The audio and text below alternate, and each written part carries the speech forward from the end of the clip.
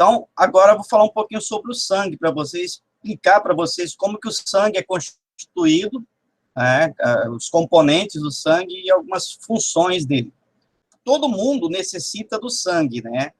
O sangue é importantíssimo, sem ele nós morremos. Por isso que quando sofre algum acidente, nós perdemos sangue, né, para o meio ambiente, nós necessitamos aí de receber, né, uma doação, uma transfusão de sangue para repor esse sangue perdido, tá? Inclusive, tá aqui, ó, doar sangue é um ato de solidariedade que salva vidas. Aqui tem a imagem mostrando, né, o processo de uma pessoa doando sangue.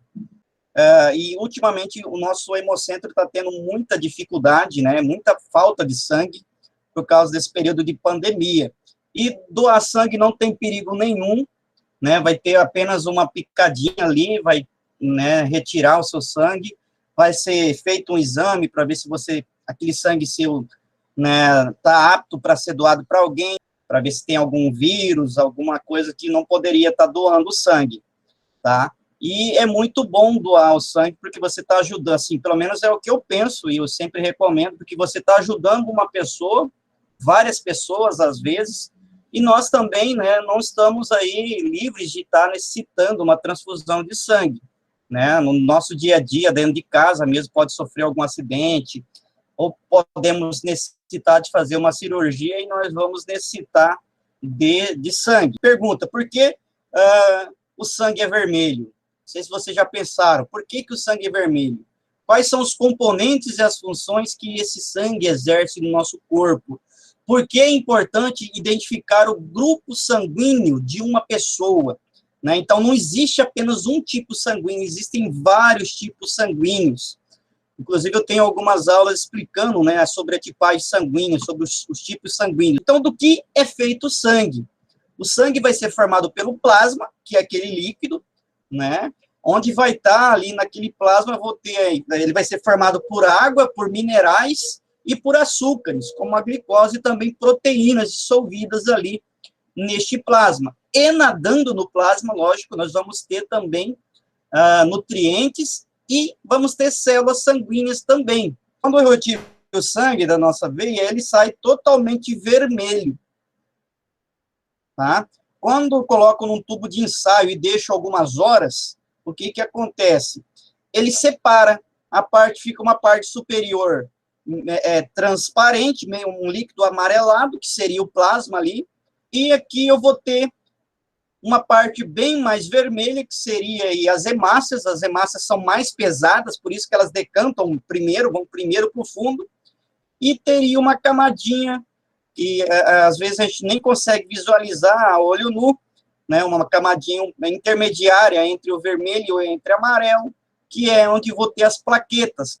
Quando se você vai com emergência para o hospital, eles tiram o seu sangue, colocam numa centrífuga, que vai girar esse tubo de ensaio, uma decantação, né, muito mais rápida. Em 1 minuto, eles conseguem separar aqui, né, para fazer os exames, através de um processo chamado de centrifugação. Tá? Então, aqui nós temos os elementos do sangue. Então, ele vai ser composto pelo plasma, por leucócitos e plaquetas, e pelas hemácias. Basicamente, são os componentes básicos do sangue. Então, eu tenho hemácias, leucócitos e plaquetas, que vão ser aí as células do nosso sangue, que nós chamamos na biologia e nas ciências de elementos figurados. Aqui está mostrando as células sanguíneas a nível microscópico, com aumento aqui de cerca de 1000 vezes, tá? Lógico que colorido artificialmente também. Então, aqui eu tenho, por exemplo, ó, as hemácias vão ser essas aqui em vermelho. As hemácias parecem uma célula que perde o núcleo e aí ela fica meio achatada, né, com concavidades internamente dela. Parece um disco de rock. Não sei se vocês já viram aquele jogo de rock. Tá? Então, essas seriam as hemácias. Os leucócitos vão ser essas células aqui em verde. Os leucócitos são responsáveis aí por combater micro-organismos, por comer fungos e bactérias. As hemácias transportar oxigênio, tá? E as plaquetas vão ser essas células em azul. As plaquetas são, na verdade, pedaços de células que se desprenderam, que vão ajudar aí né, no processo de estancar o sangue. Então, as hemácias ou glóbulos vermelhos fazem o quê? Realizam o transporte de oxigênio. E os leucócitos e os glóbulos brancos defendem o corpo contra os micro-organismos, né, ou outros seres invasores. E as plaquetas ajudam aí a interromper o sangramento quando um vaso sanguíneo é machucado. Não sei se vocês já cortaram o dedo alguma vez, né, ou se feriu, começa a sangrar e rapidinho, geralmente quando o corte é pequeno, em poucos minutos, ou se você até apertar, ele estanca, o sangue para de sair. Né? Quem agiu naquele caso, fazendo que parasse o sangramento, são as plaquetas, são essas células aqui que ajudam, né, a interromper o sangramento quando tem o corte aí, né, dos vasos sanguíneos. As hemácias, elas são vermelhas porque elas contêm uma proteína rica em ferro, e essa proteína é a hemoglobina, tá? Que essa hemoglobina, por conter ferro, ela atrai o oxigênio com facilidade, se liga com facilidade ao oxigênio. Então, as hemácias, por ter essa hemoglobina, são responsáveis aí por realizar o transporte de oxigênio.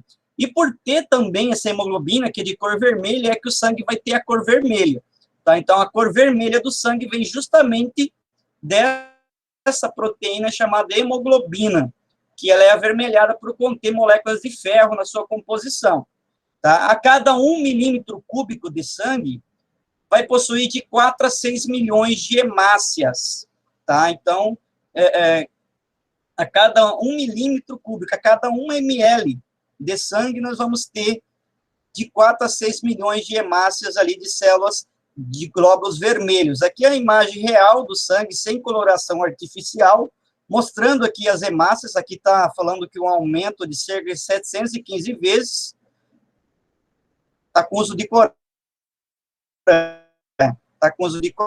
sim. As hemácias, geralmente, eu consigo enxergar elas normalmente, que elas são avermelhadas. Porém, os glóbulos brancos, né, nós vamos ter um pouquinho de dificuldade de enxergar sem algum tipo de corante. Então, aqui a gente consegue ver o glóbulo branco meio, vamos dizer assim, rosa aqui, né, por causa do corante. Então, essas aqui seriam as hemácias, essas células vermelhas. A gente vê que no meio ela tem uma parte translúcida, um pouquinho mais clara do que as partes da periferia das hemácias. Por quê? Porque essas células perdem, depois que elas saem do osso, que são produzidas lá nos ossos, na medula óssea, ela perde o núcleo. E por perder o núcleo, o meio dela fica côncavo, né, com pouca quantidade de material ali no meio, por isso que fica meio transparente, mais ali no centro dessas hemácias. E ela fica achatadinha, como se fosse o disco de rock, tá? Então, elas são achatadas, têm a forma de pequenos discos, e as hemácias humanas, como eu já disse, não possuem núcleo. Onde que as hemácias são produzidas? São produzidas na medula, né, de certos ossos, e vão circular aí no sangue por cerca de 120 dias. Então, a vida de uma hemácia é em torno aí de 2 meses. Depois desse tempo, né, elas vão ser destruídas lá no fígado e lá no baço. Essas células vão ser destruídas e novas células vão sendo produzidas nos ossos para substituir essas hemácias que vão sendo desgastadas e morrendo, sendo destruídas. Existe um processo chamado de anemia, né, que consiste aí em uma pessoa que tem um menor número de glóbulos vermelhos. Tem vários tipos de anemia, tá? Mas algumas pessoas vão apresentar um número de glóbulos vermelhos, né, um pouquinho menor, ou com menor quantidade de hemoglobina. Aqui, por exemplo, essas hemácias, elas não estão tão avermelhadas assim. Por quê? Porque não tem proteína hemoglobina formando aí, né, a coloração, né, vamos dizer assim, quantidade suficiente nas hemácias, tá? Qual é a consequência dessa falta de hemoglobina ou dessa diminuição do número de células aí no organismo? Ela vai diminuir o transporte de oxigênio, e esse oxigênio é necessário para fazer as reações de produção de energia lá nas mitocôndrias, né, onde vai pegar os nutrientes, reagir os nutrientes com o oxigênio e produzir ATP, que é a molécula energética que mantém as células funcionando. Se falta oxigênio, a pessoa não vai ter a quantidade de energia suficiente, a pessoa vai ficar fraca, vai ter um cansaço muito grande, vai ter também falta de ar, vai ter dor de cabeça, tem muita tontura, além de apresentar uma coloração opaca, né, mais amarelada, não tem uma coloração vermelha. Como que o médico geralmente olha? A primeira coisa, se você chega, às vezes nem precisa fazer o exame, né? Alguns médicos olham aqui, ó, nas veinhas do olho. Geralmente, a grande maioria das pessoas, não é regra, mas a grande maioria das pessoas, quando está com anemia, né, puxa aqui, você não vê as veinhas vermelhinhas, tá? Então, significa que está com anemia, mas tem alguns procedimentos laboratoriais também que vão detectar. Então, nesse caso, dessa anemia por falta de hemoglobina, tá? Nós chamamos de anemia ferropriva, ou seja, a pessoa tem uma alimentação pobre em ferro, em moléculas de ferro, ou o organismo não absorve, tá? Essas moléculas de ferro. E aí é muito comum dar esse tipo de anemia em crianças, né? Aí vem lá um medicamento vermelhinho, chamado Noripurum, nem sei se tem mais, mas eu já tomei, é ruim pra caramba, tem gosto de ferro. Não sei se vocês já experimentaram, colocaram na boca algum prego enferrujado. O Noripurum tem justamente aquele gosto lá, né? É puro molécula de ferro ali, que vai para o nosso organismo e vai depois fazer parte aí do caso das hemácias do sangue, tá? Então, nesse caso, é anemia ferropriva. Tem outros casos de anemia que não é ferropriva, e já é uma questão genética que muda também, né, o formato das hemácias, que é, por exemplo, a anemia falciforme, que não é o caso aqui. É um tipo de anemia bem diferente desse caso que está relacionado com a quantidade de hemoglobina, tá? Então, aqui mostra-se também que tem uma quantidade menor de hemácias, se eu comparar com a célula anterior, né? E além das células não estarem tão coradinhas, bonitinhas, que nem as anteriores. Então, uma das causas da anemia é a falta de ferro, como eu já disse, tá? Que é necessário para a produção da hemoglobina. Por isso que é necessário aí a gente ter uma alimentação saudável, comendo carne vermelha, não é todo dia, mas nós precisamos. A gema do ovo, aquela parte do ovo vermelhinha, é rica em ferro, hortaliças como folhas verdes e o feijão.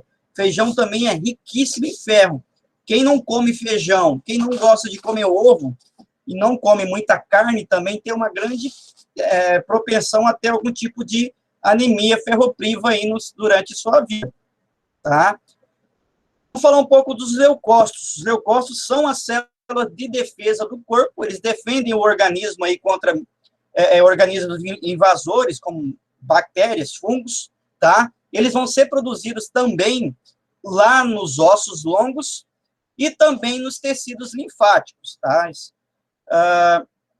Aqui falando que a cada 1 milímetro cúbico de sangue, nós vamos ter cerca de 6 a 10 mil leucócitos a cada 1 milímetro, né, cúbico de sangue, ou seja, 1 ml de sangue, mais ou menos vamos ter isso. Aqui mostrando, né, o capilar sanguíneo, as bactérias invasoras, que seriam os verdinhos, e aí essas células vão sair ou dos capilares sanguíneos ou dos capilares linfáticos, através aqui, no caso, saindo dos vasos sanguíneos, eles saem através daquele processo que eu já falei, que é a diapedese, e entram no meio do tecido e vão começar a se alimentar, a fazer fagocitose das bactérias, destruindo essas bactérias. Tá? Então, assim que esses leucócitos destroem agentes invasores do organismo. Aqui mostrando novamente uma micrografia, né, uma foto, um microscópio eletrônico, um esquema de um leucócito fagocitando, se alimentando de uma bactéria aqui na foto. Aqui seria o fagócito, e aqui seria a bactéria sendo fagocitada, com um aumento aqui de 7.150 vezes, também colorido artificialmente, tá? Então, há vários tipos de leucócitos. Alguns leucócitos atacam os micro-organismos por fagocitose, e formam aí prolongamentos chamados de pseudópodes, pseudo, falso, podos, pés. Então, eles criam prolongamentos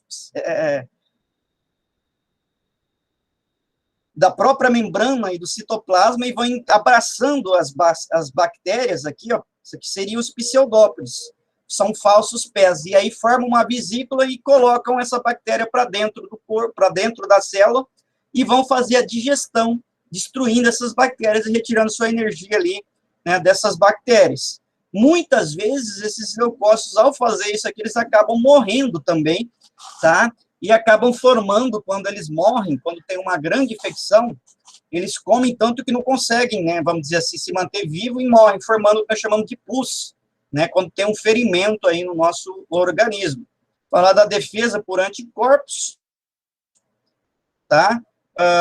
Onde que vão ser produzidos os elementos de defesa, os anticorpos vão ser produzidos, como eu já disse, tanto no sangue, quanto nos componentes aqui.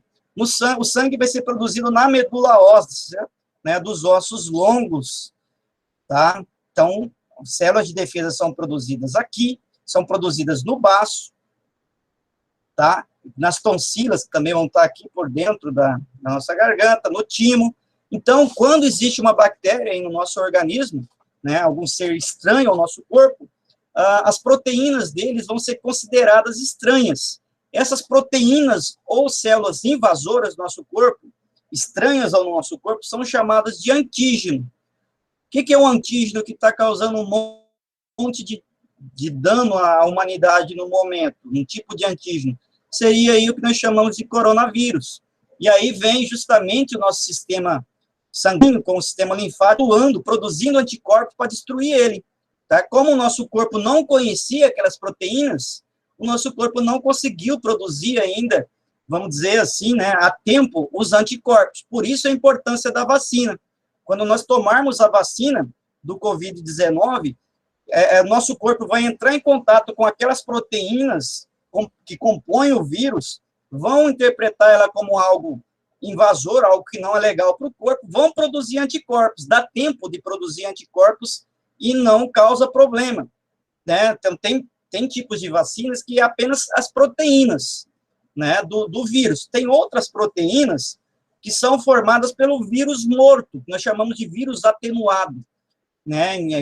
Colocado esse vírus inteiro, só que ele não vai conseguir se desenvolver, porque ele está atenuado, ele está desligado, ele não se reproduz.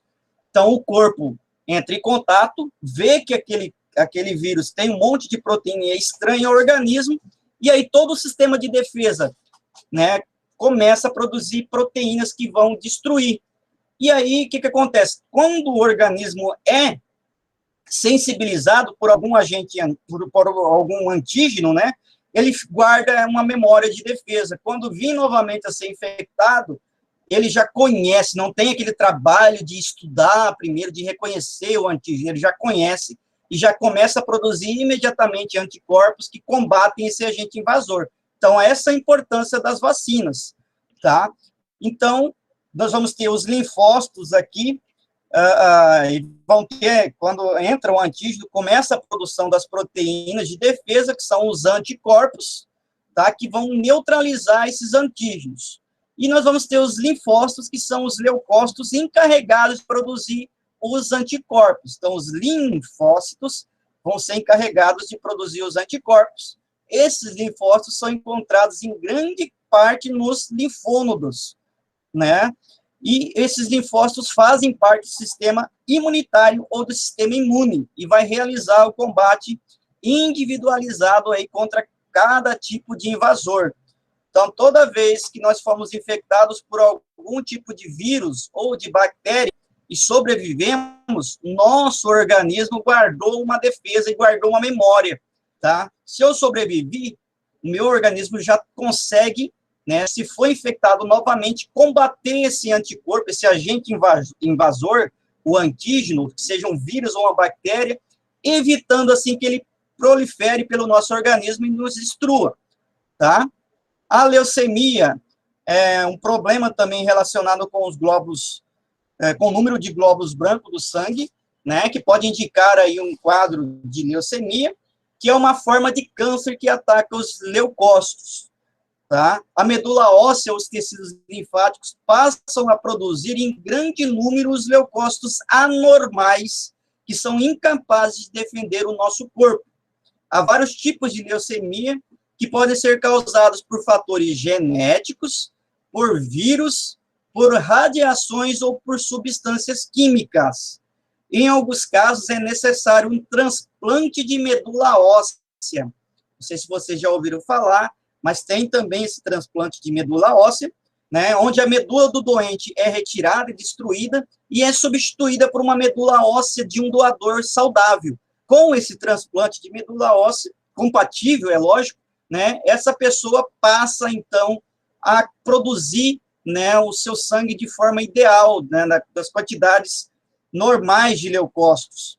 Tá? Isso aqui, fazendo aqui, no caso, a doação da medula óssea, isso aqui é uma agulha bem longa, né, que vai ser enfiado nos ossos, mas, apesar de ser invasivo, tem-se a anestesia, não dói muito, não, né, vai doer mais ou menos a mesma coisa ali da retirada do sangue, né, da doação de sangue também. Então, é feito isso aqui, importantíssimo também, essa doação de medula óssea, tá? Vai ajudar muitas pessoas. As plaquetas são pequenos pedaços ou fragmentos de células, né? Essas plaquetas são chamadas de trombócitos também, vão ser produzidas também lá na medula dos ossos, na medula óssea, e vão atuar fazendo a interrupção, estancando o sangramento de vasos sanguíneos danificados. A cada 1 milímetro cúbico de sangue possui de 150 a 400 mil plaquetas, tá? As plaquetas, então, vão agir de que jeito? Aderindo no local danificado, ferido ali, e lançam substâncias ali que encadeiam uma série de transformações químicas que fazem coagular o sangue, né, naquele local. Então, aqui eu tenho as plaquetas em amarelo aqui, obstruindo aqui, formando uma espécie de rede que vai impedir a saída aí do sangue, a perca do sangue. Então, muito importante as plaquetas também para a nossa vida, para o nosso dia a dia.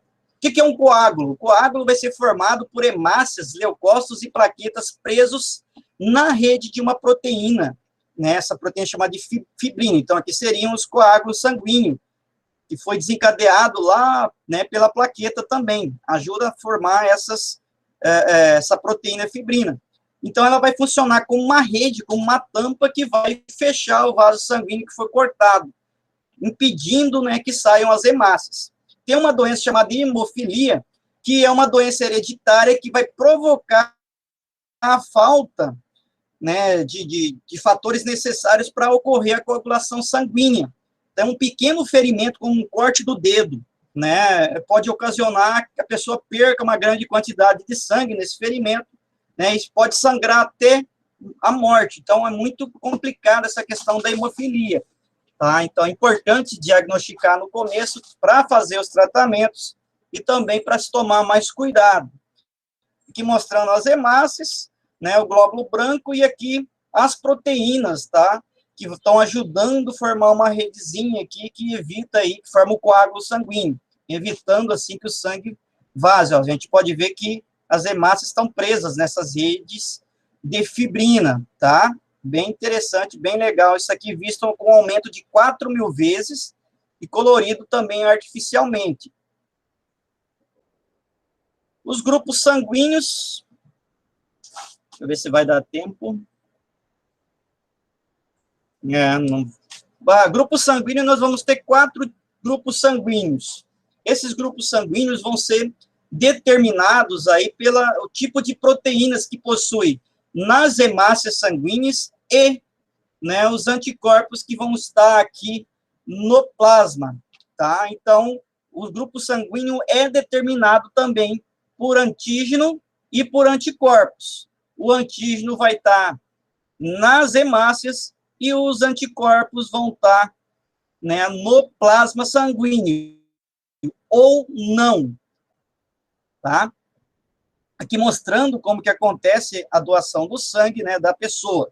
Então, ó, aqui eu tenho o antígeno A e o antígeno B, que são chamados de aglutinogênios, A e B, né, que na sua transfusão pode gerar a aglutinação das hemácias, ou seja, quando ele for doado, se não for doado para a pessoa corretamente, esses anticorpos que vão estar aqui no sangue do receptor vão se ligar a essas células formando grandes corpos coágulos, né, vamos dizer assim, de hemácias, o que impede, tampa aí a circulação sanguínea.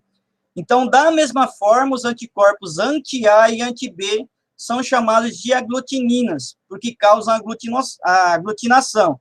Então, esses aqui seriam o que? As aglutininas, seriam os anticorpos. E os aglutinogênios estão nas hemácias, na membrana celular das hemácias, que são aí, né, os agentes invasores, ou antígenos, chamados de aglutinogênios.